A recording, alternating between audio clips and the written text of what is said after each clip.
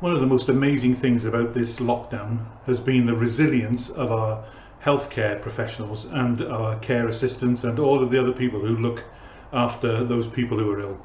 The resilience that they show is amazing. I just want to talk to you about resilience, spiritual resilience. I've been thinking about some characters in the Bible that have resilience. I was thinking about Joseph. Joseph was betrayed by his whole family and sold into slavery, and even in the worst point of suffering he was resilient. He still believed in God. He still believed that God would lift him out of the gloom and despair that he was in. He had spiritual resilience. And then I thought about Elijah. Elijah had this amazing victory over the prophets of Baal and the prophets of Ashtoreth. And he must have been on cloud nine. It must have been amazing for him.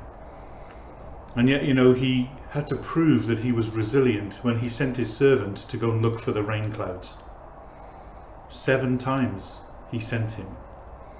And the resilience that it took in all of that pressure, in that kind of cauldron of expectation. And yet Elijah was resilient. So too were the Apostle Paul and the Apostle Peter amidst great suffering in the early church, persecution, and all of the kind of things that people wanted to do to them, kill them, stone them, saw them in half. The book of Hebrews is all about, so the end of the book of Hebrews is all about that. And yet they were resilient. And of course Jesus was resilient too, in the Garden of Gethsemane. Father, take this cup away from me. And you know, the most resilient word that we have got in the Bible is nevertheless.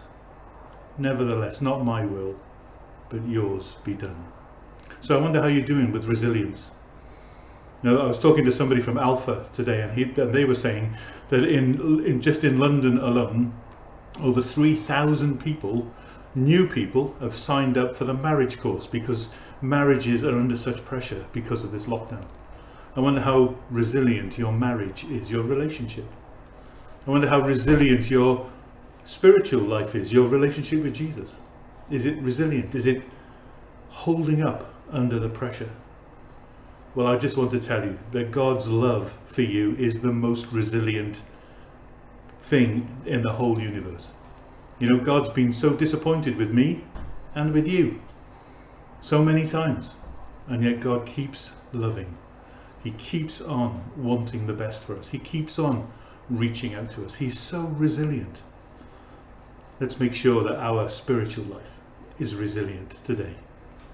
God bless you. Keep safe, keep well, and be blessed.